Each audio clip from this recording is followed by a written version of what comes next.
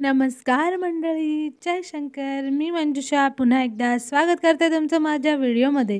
तर आज भाजीपोळी करण्याचा मला इतका कंटाळा आलेला होता ना, की काय करू समजतच नव्हतं आणि मला आज उसळ करायची होती. मग म्हटलं चला हेल्दी पण बनवायचं आहे आपल्याला आणि काहीतरी टेस्टी पण बनवायचं आहे. मग विचार केला की झटपट एकच वस्तू होऊ शकते, ती म्हणजे फक्त आणि फक्त खिचडी. पण आता खिचडी बनवायची आहे, पण ती थोडी वेगळ्या प्रकारची, त्यात उसळ पण असली पाहिजे. त्यामुळे मी विचार केला की मस्त आज उसळची खिचडी बनवायची, मस्त मसाला खिचडी. तर त्यामुळे मस्त छानपैकी मी गरम करायला कुकर ठेवला गॅसवरती. तोपर्यंत इथे आलं आणि लसूण कुटून घेतलं. त्यानंतर त्यामध्ये मस्त तेल टाकलं. तेलात मोहरी टाकलं, जिरं टाकलं, त्यानंतर मस्त तडतडू दिली छान मोहरी. त्यानंतर त्यामध्ये मस्त छानपैकी उभे कांदे कापलेले होते 2 मी. एक 2-3 हिरव्या मिरच्या पण कापलेल्या होत्या, त्या टाकल्या. ते मस्त छान फ्राय करून घेतलं. आलं लसणाची पेस्ट आपण जी बनवलेली होती, ती टाकली त्यामध्ये. त्यानंतर मस्त छान ते फ्राय करून घेतलं.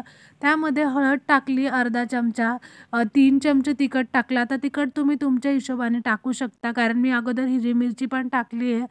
तर त्या हिशोबाने तुम्ही तुमचं तिखट टाकू शकता. त्यानंतर मस्त 2 चमचे काळा मसाला टाकला त्यामध्ये. मस्त सगळं फ्राय करून घेतलं. बटाटा टाकला मग त्यामध्ये आणि त्यानंतर मग जी काही उसळ होती आपली, जी घरी तयार केली, तुम्ही बाहेरून विकत पण आणू शकता. मी घरीच तयार केलेली होती. त्यानंतर मस्त ते सगळं फ्राय करून घेतलं. त्यात मस्त टमाटे टाकले, 2 टमाटे कापलेले होते बारीक-बारीक मस्त. हे सर्व मस्त छानपैकी फ्राय करून घेतलं. आता इथे व्यवस्थित मस्त फ्राय करायचं आहे. त्यानंतर इथे धुवून आपले तांदूळ टाकले मी. तांदूळमध्ये थोडीशी मुगाची डाळ टाकली होती. आता डाळ तुम्ही नाही टाकली तरी चालणार आहे. नुसता उसळचा भात करायचा असला तर तुम्ही तसंही करू शकता. पण डाळ टाकल्यामुळे छान एक मस्त चव पण येते. त्यामुळे मी थोडीशी मुगाची डाळ पण टाकली त्यामध्ये. मस्त छानपैकी सर्व फ्राय करून घेतलं. त्यानंतर चवीपुरतं मीठ टाकलं त्यामध्ये. फ्राय करायचं छान मस्त.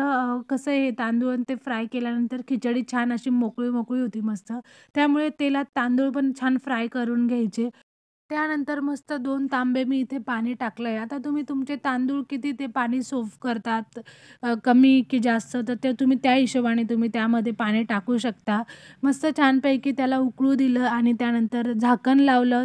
3 शिट्ट्या मस्त घेतल्या मी आणि मस्त आपली इथे छान उसळची मसाले भात म्हणता येईल किंवा उसळ खिचडी इथे आपली मस्त तयार झाली आणि इतकी सुंदर झाली होती ना. मी फर्स्ट टाईम ट्राय केलं, तर फर्स्ट टाईम ट्रायमध्ये इतकी छान झाली ना, आता इथून पुढे मी अशी पण खिचडी बनवत जाईल. तर तुम्हाला कशी वाटली खिचडी? मसाले भात कसा वाटला आपला उसळचा? नक्कीच कमेंट करून सांगा. व्हिडिओ आवडला असेल तर लाईक करा, सबस्क्राईब करायला बिलकुल विसरू नका आणि या मग मस्त छानपैकी खिचडी खायला. चला तर भेटूया पुढच्या व्हिडिओमध्ये. Bye bye.